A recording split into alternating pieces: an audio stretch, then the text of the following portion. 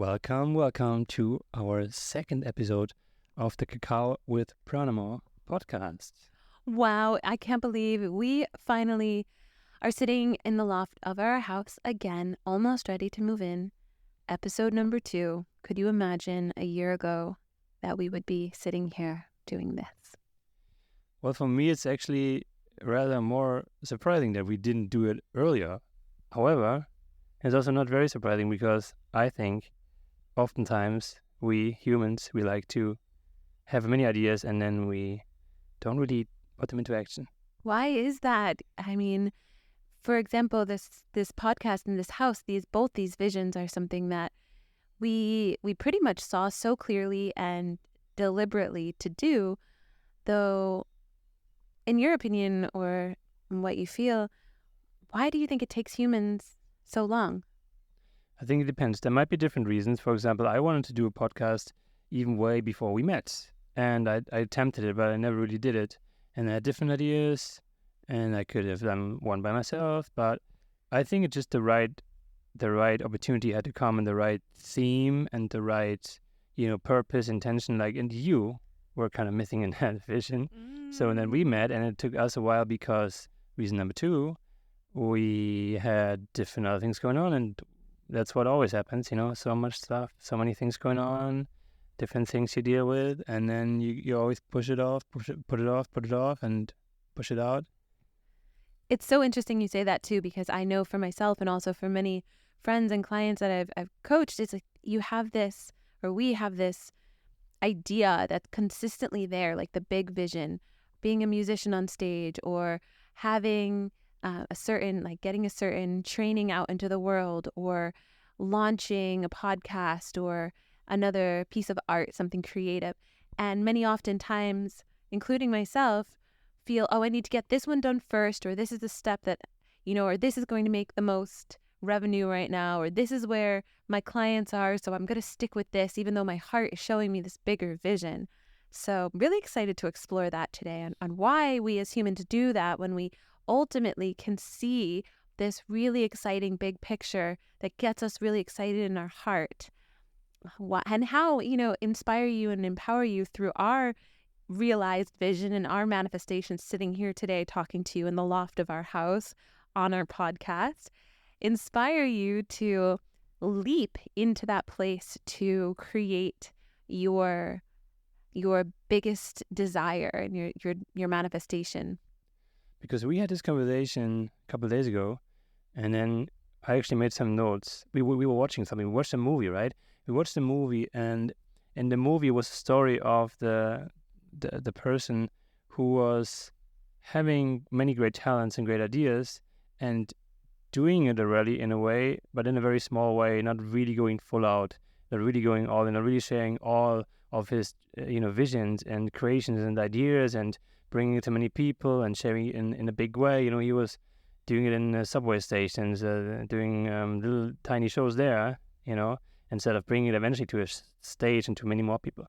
So the common notion is what we realized, inspired by the movie, is that, so many people have great talents and they might not bring them out into the world. They might not bring their gifts into the world. And it's kind of sad. And so why is that? What's holding us humans back? And that's a great topic we are excited to explore in this episode. Yes, very excited to explore this topic because the movie really impacted us both quite a bit and made us kind of contemplate and ruminate on why, for example, why we have some of these big dreams and we're sitting on it, for example. Is it timing? Is it limiting beliefs? Is it, it's a variety of different ideas and programming. And we're here to explain that, to uncover some of the things that we've also felt, perhaps they resonate with you, and to empower each other to go for it, to do the big dream, the big goal, because essentially, I believe that's why you're here. That's why you're in this human body having this experience. You're here to push through those barriers and limiting beliefs to go into the place that creates the most joy for your heart. And you have the most fun. You feel lit up. Yeah, I think that's the moments we all strive for. And these are the moments that many people also are missing in their day-to-day lives or in their work, or at least they're missing them, and to some extent they would love to have these moments. And I think inspiration is not the issue from my perspective. Yeah, I think inspiration is, we have that, right? We can see the big vision. Today, I think it was like a different question many decades ago, where you didn't really have so much transparency, and you couldn't really see what people in other countries and other cities are doing, like what other people, how they would live and what they would do and their lifestyles. But now, since everything with the media got so transparent and so like international and global, you could see how anyone is living anywhere, and what many people are doing, and different lives and different perspectives, religions, lifestyles. You can see all these different things, like a huge spectrum of humanity.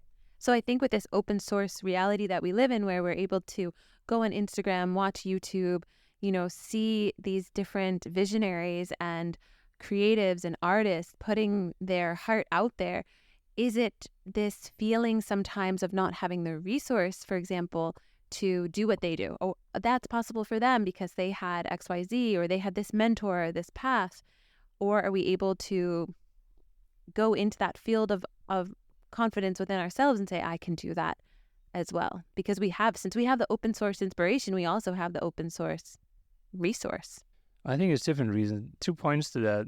Number one would be that I think what we see, especially when we see people that quote unquote made it, they're already big and famous and or successful or whatever in whatever field they are. One thing is that we see the huge big picture, which might seem very far away. And number two is that we don't see all the little steps that are necessary in between, which creates two challenges, where number one is that it seems so big and so far away for us that we don't even attempt it. And number two is that even if we would have the confidence, we don't know where to start. So that's, from my experience, even talking with many people and friends and people I work with, that they have the challenge of, where should I even start? Like, do you know the moment where you sit down, or whatever you do in that moment, or you watch something inspiring, or you see something, or you brush your teeth, whatever it is, and you're inspired, you have ideas, and you have this like urge to create something, to do something, to put something into the world. You get a vision of what you want to do, and then you're like, wow, okay, well, I have so much energy, even because usually there's energy attached to it, right? For me, it's like that. I feel inspired, I feel energized, I feel ready, okay, let's do it. And then, okay, wow, where do I even start? Like, what should I do now? Like, how can I bring this out into the world? How can I create what I want to create? Like, where should I even start? I think that's the biggest challenge for many people. I agree with that. That is, for myself included, I float in the ocean. So for me, it's not sitting somewhere. For me, it's floating in the ocean. And that's how I get my visions and my ideas. And I'm really surrendered and open to source to move through me with, asking those questions. What should I do next? Or how do I birth this out into the world? I want to create these trainings and, lots of different ideas. And the biggest question I receive, or the biggest question I ask is, okay, show me clarity. Where do I go next? And I think that if you're really receptive as a person, you're really receptive, you can feel signs come in that direct you on that path. Like, show me the next podcast I need to listen to, or the next training, or bring me the mentor that's going to help me get to the next step. And then open yourself up to receiving support. I think a lot of times we feel that we're solo on this mission and it's challenging. Yeah, or that we need to have all the answers. Yeah, or we need to do it fast. That's another limiting belief, that we need to do it right away. Like, got the idea, okay, execute. So I think that's the first great step to be more open and even ask if we go from a spiritual level, like say, okay, universe, bring me the people that I need to meet right now. Bring me the give me the signs, bring me the course that I'm supposed to watch and learn. These kind of things. And still, I would say my point from before is still there. It's like, where do you want to start? And then also, what do you do? Like, and creating a structured step-by-step plan and having some sort of strategy.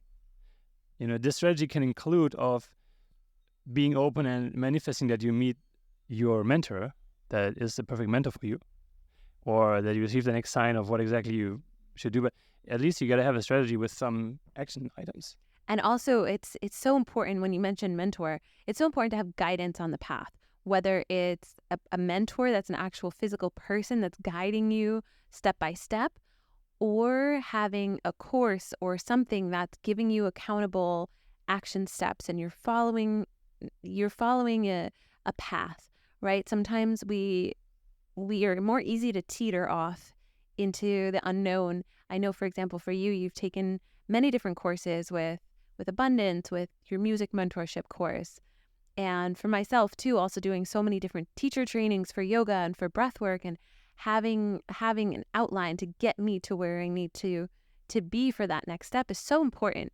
I think this can actually be a tricky thing. Yes. Because what I think is, it can be such a what's it called, like a trap. Like a trap. Can be. It can be a trap, like a spiral. Whereas Learning. you think you need to learn more and do more and learn this more. And first, okay, before I do videos for you, I need to learn how to cut my videos, and then I need to learn the audio, and then I need the lighting, and then I actually need to do a whole photography course, and then I need to do like a this and this, and then you kind of use it also as an excuse, maybe, for if you have some other underlying reasons why you, let's say, you're not confident or you don't really believe in yourself, and then you look for these reasons why you can, like more easier, not so quote unquote shameful reasons that you can find to put it off. So it's like this trap of this spiral. Okay, another course and another course. Oh, and then I need to know this and this and this, and I need to know all this before I even start with the first thing, and that can be a trap. So much more is it like kids do. They just go do something and they don't even know what they're doing, and then they figure out the next step and the next step, and they mess up and they fall down and they get back up and they figure out whatever they have to learn on the journey. So it's not they learn everything and then then finally they go out of the house and then do this. No, they just do it, and then they figure out what they need in every single moment of this journey, whatever they want to attempt. That's such a great reminder too about bringing play and fun into, like we talked about last episode, is bringing the fun and the journey into the creation. So it's not so much about the end result of being the musician on stage or whatever the goal is. It's having that fun along the way of experimenting and launching things. If you're an entrepreneur, launching things and putting music out there, even if it's not perfect, putting your heart and soul out in a video that may not be professionally produced. I know that's a limiting belief for me, that I need to put out only professionally produced content. Yeah, I mean, I think we all quote unquote guilty of that. Even me, I still have a meditation I created based on one of my songs I published, and it was just sitting there for a long time, and still not published for different reasons, and then sometimes you wait for other people and you wait for direction, and you want to do it perfect. I mean, in that example, literally, I wanted to learn how I can mix and master songs and meditations and produce them myself, which was a learning curve. And then I wanted to do it like perfect because I'm an artist, I'm not a meditation teacher. So in my mind, I was like, oh, if I'm a musician and I have my other songs like really professionally produced by a producer and recorded in a music studio and all that stuff, so then everything I put out has to be on that quality level. So that's why I said, okay, if I don't want someone else to do my meditation, then I gotta do it myself. So I went to do this whole thing, learning production and learning mixing and mastering. And for those of you that are not in the music industry, these are all different steps and even different professions where you have literally people that only do mixing or mastering of a song. And I, learned how I can do all these things by myself. Probably never on that professional level, but at least you as a listener might not hear the difference so much. And it's so interesting you say that too, because it's so empowering to learn a tool that then helps you launch into this path.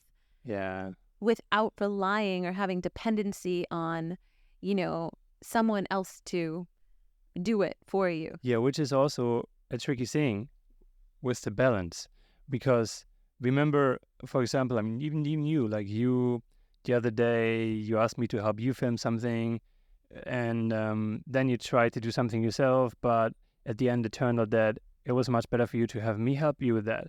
So I think it's always a challenge to find a balance, because you for sure you should never do everything yourself. I'm pretty sure I learned that because I did that for many, many, many years, and it didn't really result in the best outcomes necessarily, and also didn't result in me putting all my ideas into action. So I think that it's really good to find a balance of what is great for you to self to learn, and to what extent. Because, for example, just going back to the house we are in right now, there's a totally different example, yes. but it's still a good example It's a great because example. so I didn't attempt to just learn how to build a house and then build the whole house by myself, because then I'm not depending on someone else and I can do it all.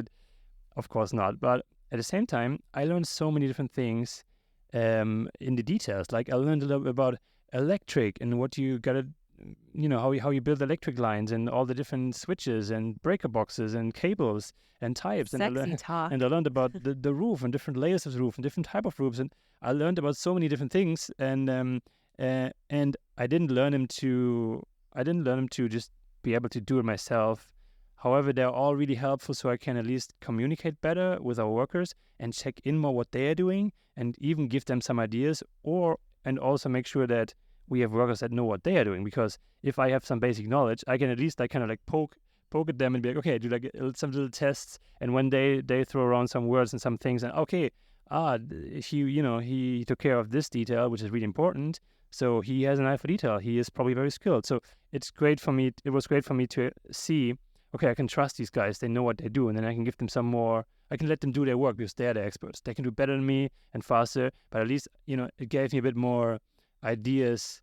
And I was able to actually make sure the house is built in a great way, instead of just like trusting them blindly, not knowing anything about it. Which is what I was doing before I met you.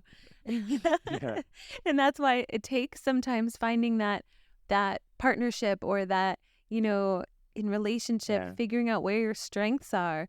And if you're working on a project and you're working with someone, figuring out where your strengths are and where you like to shine, and where the other person can come in and support. I think that's a big thing about knowing yourself, right? Like if you have this big dream and goal to do something, right?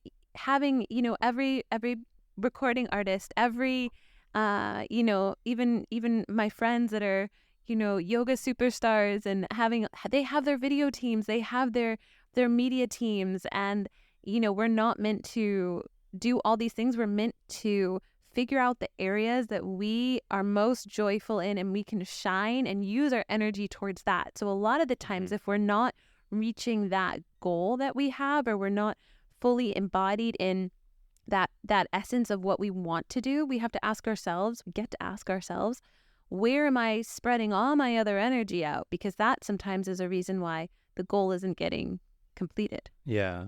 And I think it's really a key question to ask yourself, okay, so what are my skills, and what skills are required to do whatever I like to do, like whatever project or vision I have or idea I have, and then really decide and draw a line between, okay, what do I want to learn, what would be beneficial to learn, in which depth, and where do I just look for people that can support me. And sometimes it might be as simple as asking some friends for some help, and sometimes you might even get freelance or something. But especially at the beginning, when you want to start out and you maybe don't want to invest a lot of money or pay people, then you can also do skill exchanges. That's what is very common here. You help a friend with this, he helps you with that. I love that. Yes. In Costa Rica, this can be super creative. Yes. You can literally, if you're a photographer, you just get a massage by a friend, and then you make photos of the friend, and then it's a deal. These kind of things. They don't need to be related. I love that. It's so familiar to us here in Costa Rica. If any of you are wondering where we're exactly, it's broadcasting like from. Going back to trade currency, which helps, especially at the beginning, when for whatever reason either you don't have the funds to invest a lot of money in your idea, or you maybe just don't want to do it at that point. So then just find some creative ways to get that support. I think that also brings us into the topic of where we make excuses, right? Like many people, including myself, have said, okay, well, I can't do this right now because I don't have the budget. I don't have this right now. If you really want to do something, you find a way that you put that money into that project, or you do those trades, or you figure out a way to get that done. Yeah, for sure. I mean, what I would do in my coaching sessions with people that want to get direction and find out, how they can put their ideas into action, I would do exact same thing as in asking them these questions, and then they would tell me their quote unquote excuses, and we would work with them to find out what actually is an excuse and what's the underlying deep down underlying reason, what's the real thing, like what's the real root cause for that person not starting it. Okay, this is a great idea to do right now live. So I'm going to put myself on the spot and you on the spot. Yeah, because you do this to me with me all the time, is that you've said, oh, that's an excuse, right? I say, oh, why I haven't done this or why I haven't done that, right? Mm-hmm. Okay, so I am so excited to launch a group, finally, to launch Embodied Voice Breathwork as a group training online, though I haven't done it yet. Maybe by the time this podcast is up,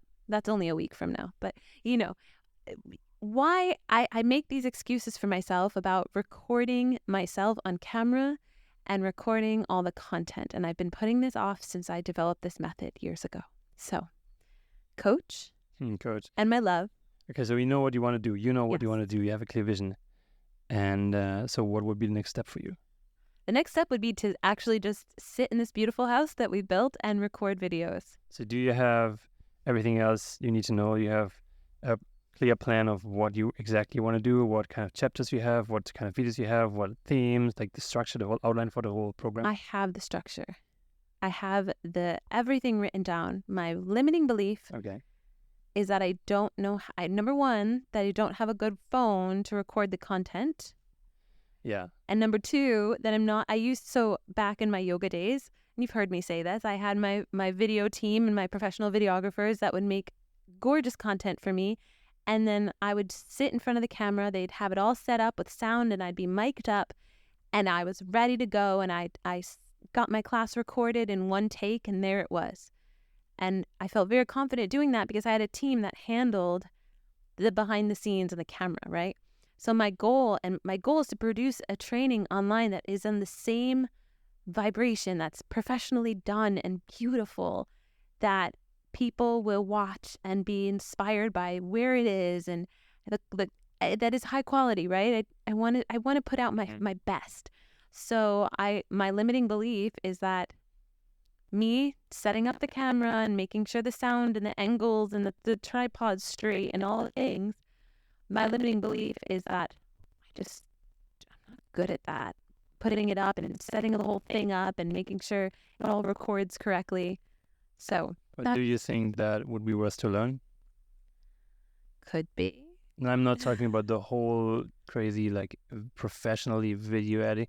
I'm just talking about, a person that has a really good camera. I do. And he happens to be sitting in front of me with his shirt off. So you can, and it's also not very complicated. So what if you would learn how to use that camera just to make videos and get an eye for details of like setting it up on the stand, on the tripod that you also happen to have? Yes. Okay. Yeah, it's that. So this is a perfect example because I have this belief system that I need to be supported full on by a team to be able to do it, though empowering myself can actually be quite fun. Yeah. And I still have an amazing, sexy partner who can help me edit the videos if I ask him. And we can find trays. You give me stretches. Oh, yeah. See, that's the thing. Okay. We just workshopped it right here for everyone. I'm going to give Maxime Marlowe more stretches than he already gets. But honestly, I think they're I mean, this is super simple. It was such a simple example. I don't know if there might be more to it. I think they're also my limiting belief is that, me setting up the camera and then I have this belief system that because it's happened before with videos that I try to create and they're not as good as if I send them off somewhere and, someone's reviewing them, they're not as good quality, then when I had this professional team that I paid for and I invested in and I had, someone with this epic gear and mic'd up and, Do you think it will make an impact for the person watching your sessions? Do you think it will make an impact what resolution the video is in? If the person can see what you do and understand your words, and it might be a little bit blurry or the lighting is not so good. Yeah, it's better than Will Zoom. it have an impact for that person? Yeah, I really believe so, especially because so many people, you were saying this as well, this point is important, especially for a lot of people, like content creators. Many people have this limiting belief that I have as well. And so many people at the same time are posting content on Zoom and charging quite a bit for. So you even saw examples like that. But so my question was, will it have an impact in the sense of not being as helpful for them or valuable? I think it will be. I think it's my own limiting belief on Well, perfectionism. then the answer would be no. Yeah. No. Then the answer would be that you think it will not have an impact on how helpful it is for them, because they can still hear you and see you. It just doesn't look as poppy with the colors, you know? And I think I Or- could get it there. If I'm so computer savvy, Yeah, but even if, I think it's I'm just saying, possible. even if, even if. it doesn't really matter. Yeah. And the second question for yourself would be to ask yourself, okay, you talk about, okay, high quality and great quality and professional. So what does that mean for you? Like some people, and I know from experience and sessions, some people set yourself the bar so high they will never be able to reach it. If they say it needs to be professional, high quality, it will never be there. They could actually then go to high professional teams and have them do it, and they would still say, "Oh no, this is something off, and this I don't like that," and because exactly the reason is not that, it's something else. I think underlying there is this fear of when you put so much time and work and effort into something. For example, like I put a whole training together, right? What the fear behind, will it actually be as impactful There we as I go. believe it's in? Yeah, let's get Yeah. naked. You know, Ooh, put should I the take my put the clothes off pants too? down. No, I'm just saying that now we're getting closer to the actual point, and that's a good point. It's understandable, right? Yeah. So you have, it's a great example. I'm very happy we do that. So you just said the camera thing is probably not really the thing, and the quality and all that stuff. It's not the real issue, and we don't have an issue anyway. It's not the real underlying thing. It's not the real reason why you didn't start doing it. It's more because one thing, for example, you said that you fear that if you put so much energy and time into something, and at the end it might fail because no one really wants it. You know, it's maybe not helpful for people. It's not selling. All these things. And then you said maybe it feels better for you to put it off and don't do it because of the risk. Right? I think for myself, it's talking through it makes me more eager to just do it Yeah. and prove myself wrong, right? Like prove the limiting belief that no one's gonna do this online embodied voice cancel, because I know that people will. I mean, because I've trained so many people in person one-on-one that have also said, wow, if there was an online version of this, I would do it. You know what the other thing is? What? Connected to our last me. podcast. For everyone that didn't hear it, go hear it. Go hear it. And because it's important. Because now this connects to your point. We talked about one part of the last podcast was we talked about goals, and we talked about the pursuit versus the pursuit versus the goal, like the journey versus the actual goal. And this is like, so your fear is essentially you fear about the result is after you put it all the time, after you're done with quote unquote your project and your idea, after that's finished and you put it out into the world, your fear is that then the reaction, like maybe no one really wants it, or maybe not many people want to do the course. So understandable. How you can solve that? You know how you can solve that? What? With one simple thing. Tell me. If you actually love the journey, and if you're excited doing it, and if you have so much joy with everything you record and you do, then it doesn't really matter so much if the risk is still there that maybe not many people will want it. Yeah. Because then you don't have anything to lose. You can just do what you love, and ideally, many millions of people will love that too, will love the results. And if not, then at least you had a great time doing it. Yeah, I completely relate to that. So that was what you talked about in the last podcast, right? I think that totally makes sense of, you know, for the breathwork episodes that I created and I posted on Spotify and Insight Timer. I did just create that because the fact that I love making these breathwork journeys and producing some music together, and I love doing that when I started putting those out there, I had no intention of anything other than that it was fun for me and I wanted to share this method and inspire people and open up their voices and their hearts. And then years later, actually over a year later, I published these meditations on Insight Timer, and I finally started looking at the reviews, and people are... You didn't even see it. I hadn't even seen them before, so I wasn't even focused on... There were many. Exactly. And so you even many. got donations. Yeah. Like Insight Timer dozens is of donations and amazing. people that commented that you... I mean, I know that because she showed it to me a couple of days ago. So it was so beautiful. And it's a good sign, right? I think it's like what you're saying is that also just felt effortless. It's another great sign. Whatever Feels idea, effortless. project, vision you have, if what you do, at least the core part, I understand there are things around that might not feel like that, but the core part, if it feels effortless and easy for you, that's probably just because you're meant to share these things. So that's like, for example, with you, where you have these guided meditations that you can just sit down any moment, anywhere, and create a whole new guided meditation because it's so easy for you and you're so connected to just let the words flow out of you. That's awesome. And another thing I remember, you did one time you did like a 21-day course or some program. I made this 21-day course. Yeah. You got inspired by another woman you saw to do it in a group only via voice messages, right?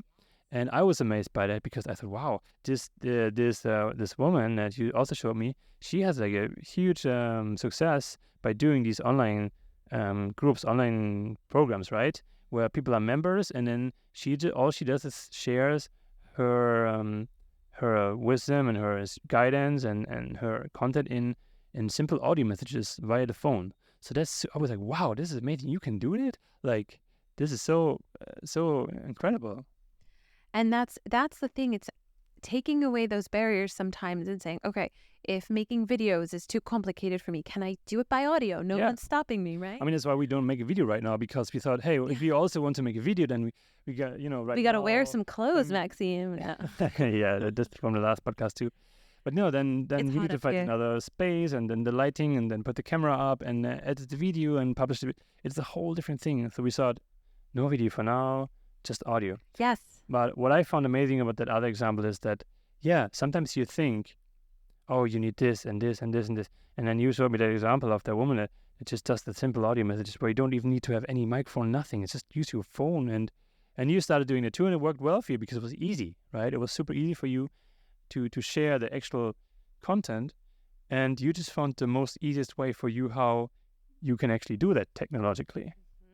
And that's brilliant. And I think that's a great example too, is look at people that you look up to and see what they're doing and see how they started and what they're using to what tools, what technology they're using, and start to play around with it and see what's received by people and see what creates the most joy for you. Yeah, and look at the full range of people that do things. Because now you can go and look at the people that are the super professional that do this for like 20 years and have the whole studio set up and all that. And you can say, yeah, well, that's how they do it. I don't have that.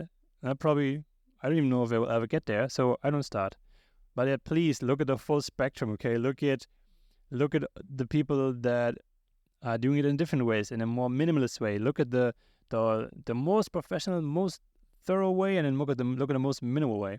And also, what's cool, I saw a video a couple of weeks ago of someone, and she shared some information about some really big creators. It was a video about the biggest creators, online creators, and then YouTube creators, that have millions of people following them and all that. And then she mentioned one of them that did his first video I don't know, 7 years ago or something, and then it took 5 years or so until the first video that got some more substantial more amount of views.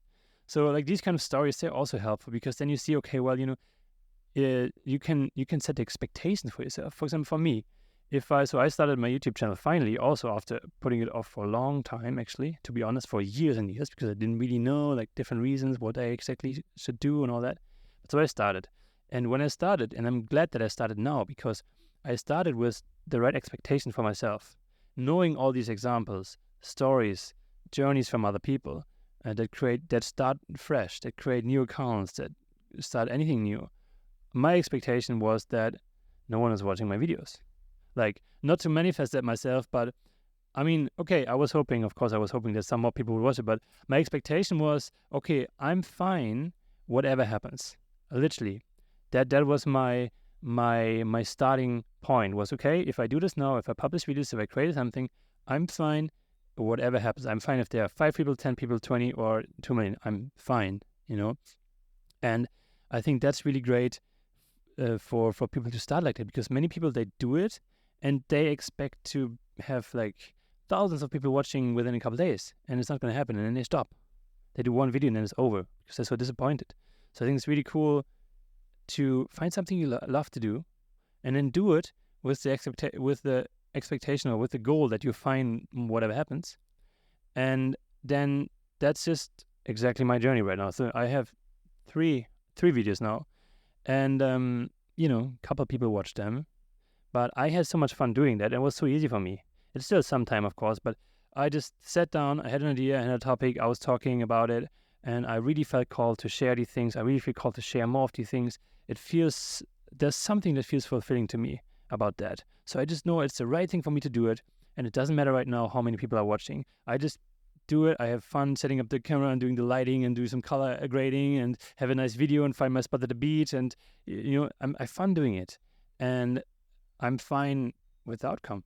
I love that. That's the best part, is you're fine because you're basically doing what your soul is calling you to do. That's why I see when you go out to the beach with your camera bag and you sit down, you look happy. It doesn't look like you're going to the workplace. You're not going to the office. You're just like going to the beach to say something inspiring that's coming out purely from your heart. Nothing rehearsed. No, I don't think you do a list of bullet points. You just go for it. And that's really inspiring for people who want to just share. Yeah. Thank you. Yeah, that's coming back to the effortlessness that I reflected to you earlier today, where I know that's easy for me. I just sit down, I share something, and at least I know from some people that actually resonate with that, what I say, and so seems to be good, helpful for some people. And I feel it. I feel it when I talk about it. It comes so natural, and that's just a good confirmation for me to keep doing it. I think that's perfect. When you feel that confirmation to keep doing it, just keep going, because that's when things start to take momentum, and over time, and that's why patience comes in. We start to realize that whatever limiting beliefs were there don't even matter anymore. They don't make sense, right? Like you just start to get that momentum, and okay, there you are. So yeah, and I wanted to share a personal example for me also, that before you started sharing, we went through this mini coaching here live. So I wanted to share one of my things where I'm also challenged, and that insight I got during the movie too that we watched. So I'm a musician, I do music, and that's kind of my story of the last couple of years. So I found out, amongst the whole of changing my whole life, moving to Costa Rica, stopping what I did before, changing pretty much everything in my life, like most of the things, and finding out more what I really love to do and what I'm here called to do, which is music, and diving deeper into that, and just noticing that I have such a unique connection to music, and I always had it, and I feel it in my body. It's in my body, it's in my heart, in my mind. I feel it, and I feel there's so much that wants to come out into the world. So I just feel, wow, like I want to bring so much out. There are so many melodies and things and like creation and inspiration. There's so much that wants to come out. And so, yeah, same here. Okay, how can I do that? So my challenge is to find my own way of how can I bring that out into the world. And for me too, sometimes it can be like even not even challenging, but more like frustrating or discouraging, because then I have these moments, like I said before, and I have inspiration and I really want to create something, and then I sit in front of the computer next to my instruments, but because I'm trying to produce or record something or write something, and I'm like, okay, what? Like, I don't even know, like, where should I start? Like, how can I bring these things out? And then I feel that is my personal things that I feel kind of limited, like even technologically, because I'm not like an expert of producing. I'm still just learning that, and I think it feels like a barrier of like my art that I want to bring out to actually manifest it into this world. And that's kind of frustrating sometimes if I sit there and I really feel everything that's there that I want to bring out, but I don't know how. And it feels like there's like a wall between me in my body and the real world I live in, and to overcome this wall of bring my gift into this world.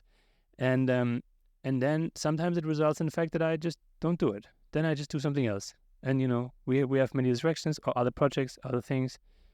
And that's why some of these things take me so long.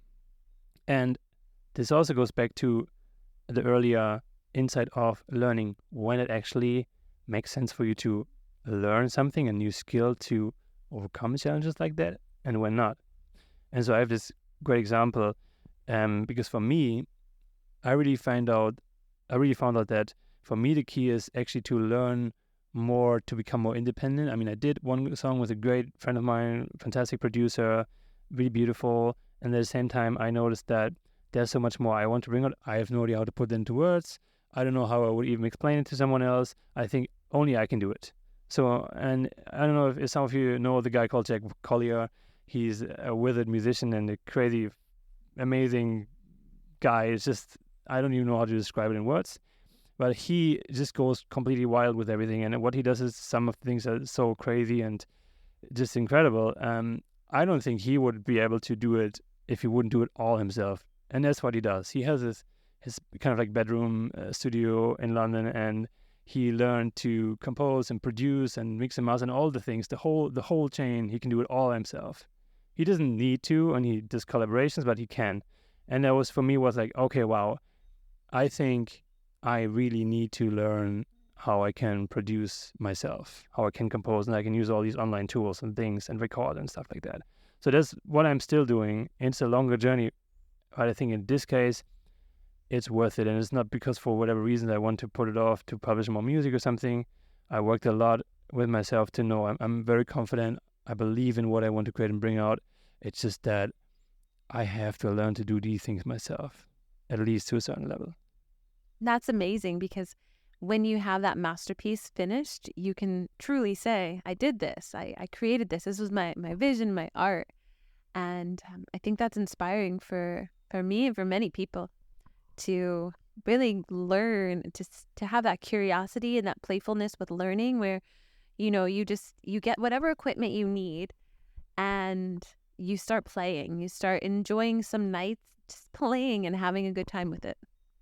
Yeah, and really finding some sort of routine, because I had some of the equipment for some things even before I met you, and so it took me, Yeah.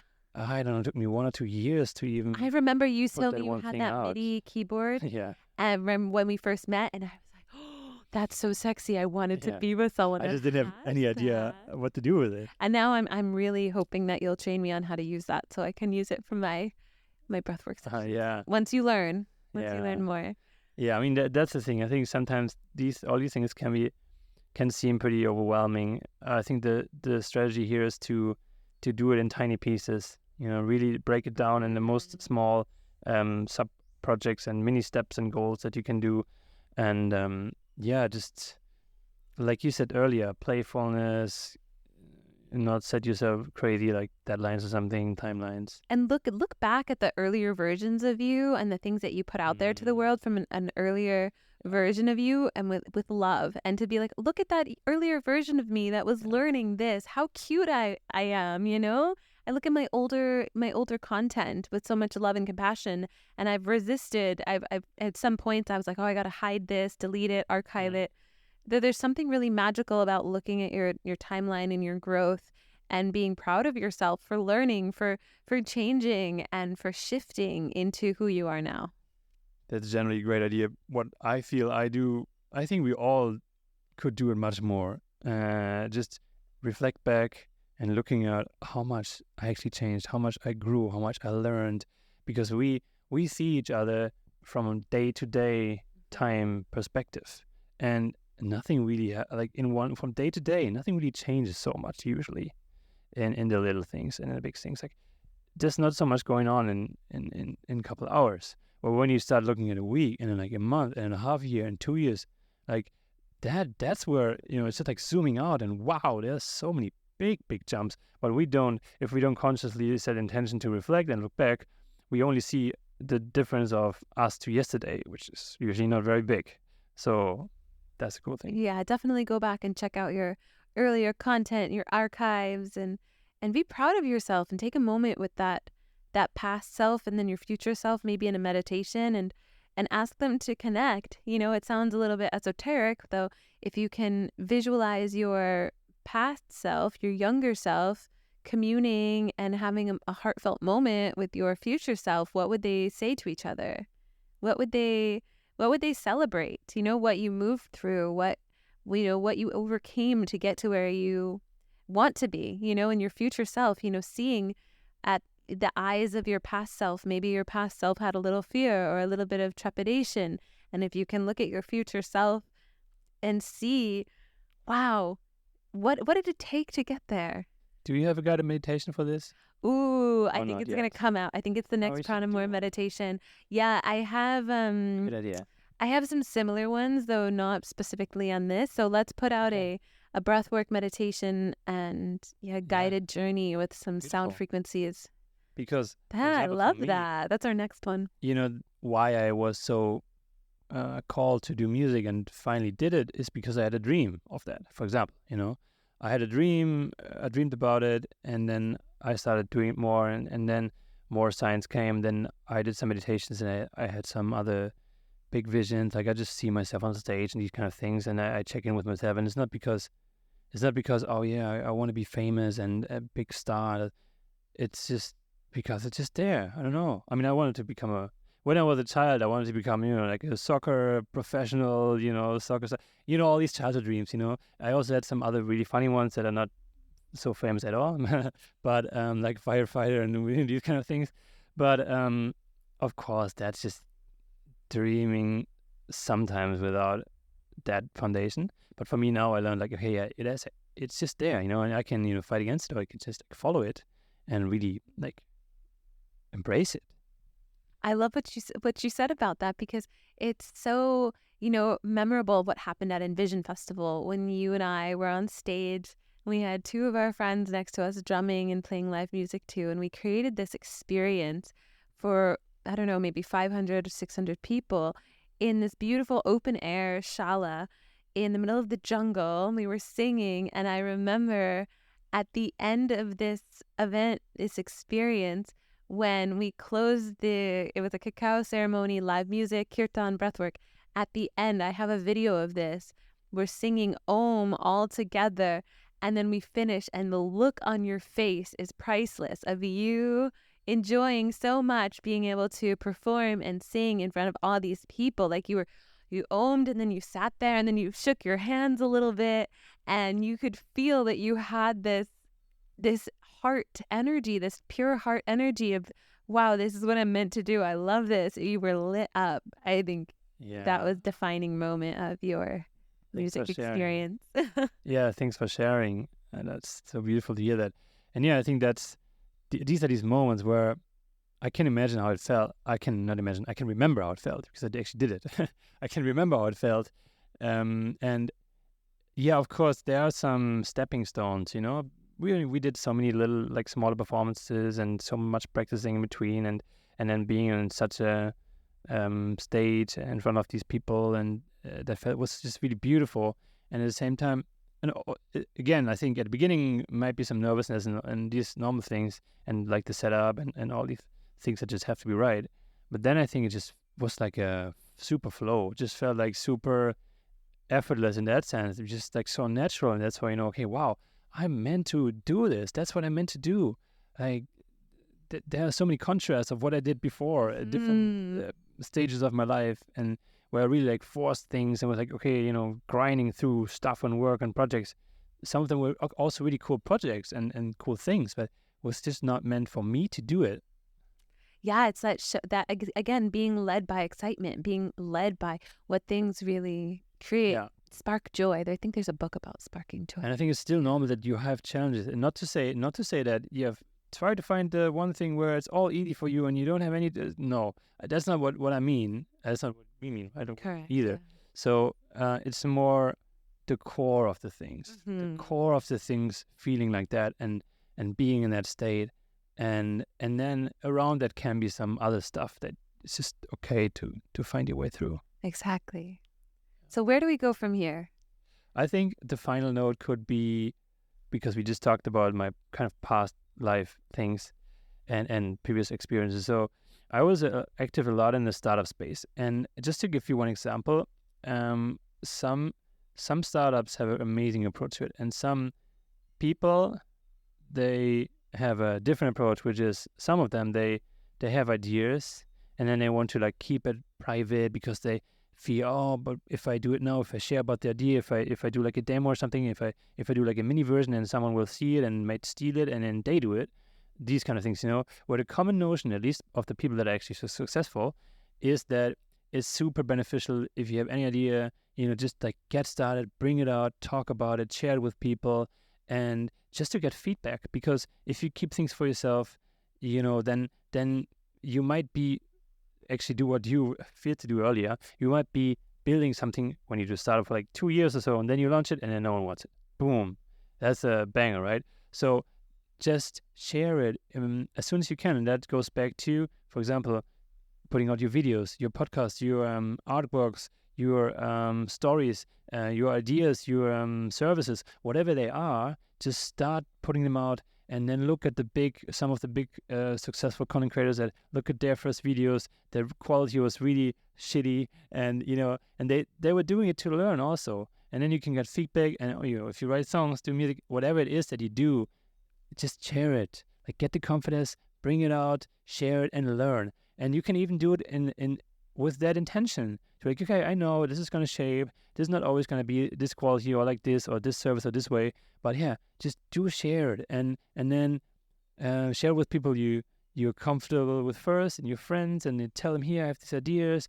Like, just do share, bring it out to get feedback, to learn from it, to intentionally do it not perfectly and not done. Exactly. And give a lot of, for free.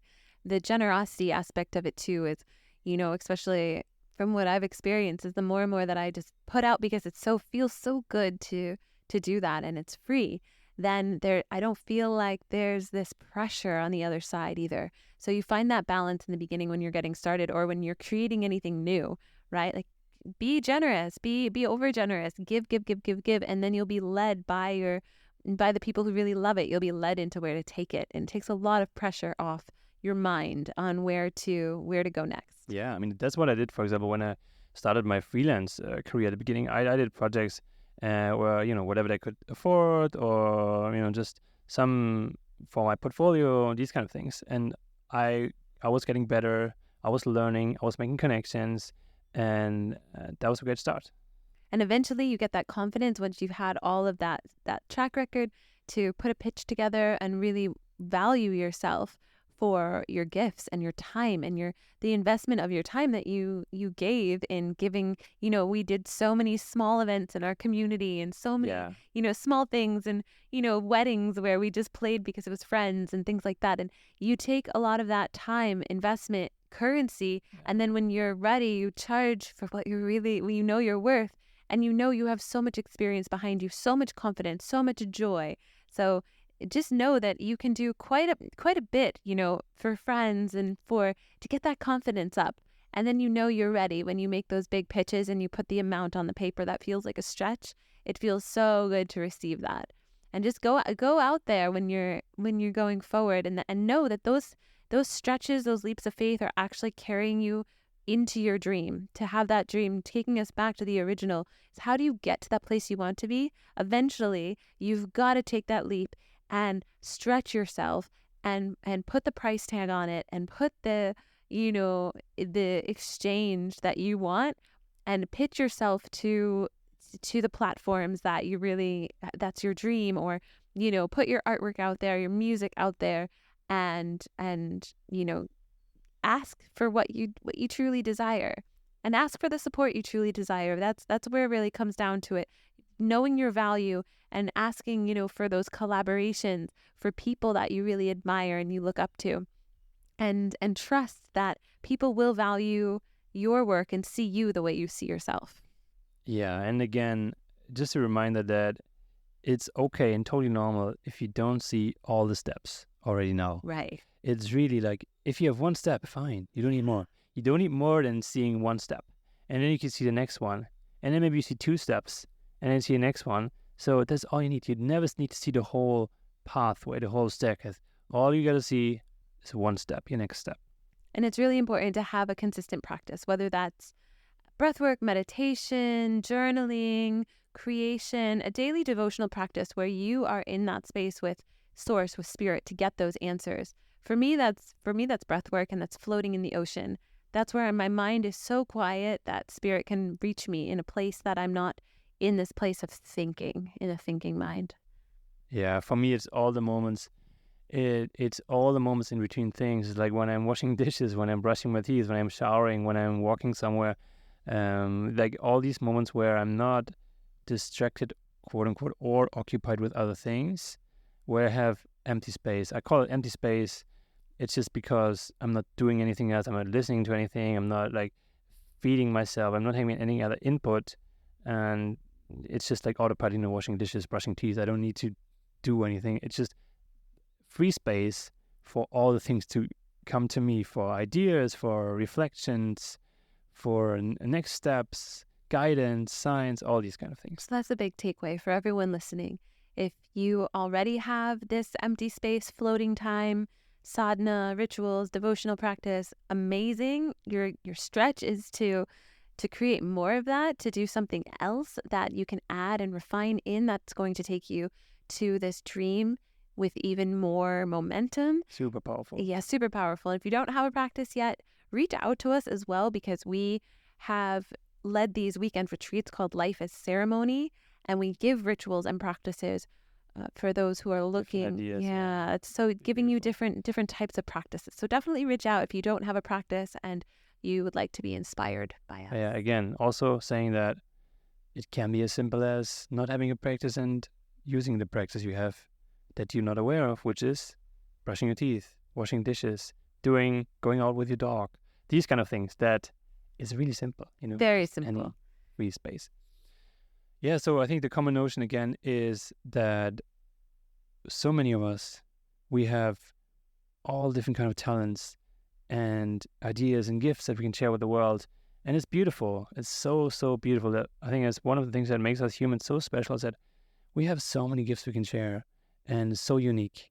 And it will be so awesome to see more of that coming into this reality. Absolutely. The world really needs that right now. So let's all take a moment of a deep breath to lift us all up to that confidence and that courage to move into this next level, next version of ourselves that can be of more service, more impact, more express, more alive, more fulfilled, so much more fulfilled. So take a deep breath and really let that move through your body. And embody that on the exhale, really embody all of that.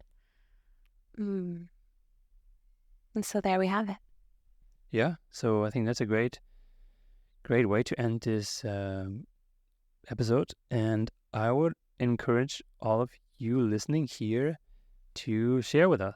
Share with us is if you, have anything that comes up for you, if you have any thoughts, if you have any challenges, like share your personal challenges, and then we can do the little example what we did in the podcast. We can do it in the comments, or or even in a one-on-one. Just reach out to us, connect, and share. It would be super cool to get more like a communal perspective on this topic. Yes, and also we love inspiration for future episodes. A lot of our inspiration comes from watching movies or conversations over cacao or smoothie bowls, though we also really value what's going on in our community around the world. So reach out to us. We love to engage with you and communicate and connect. So we look forward to hearing from you.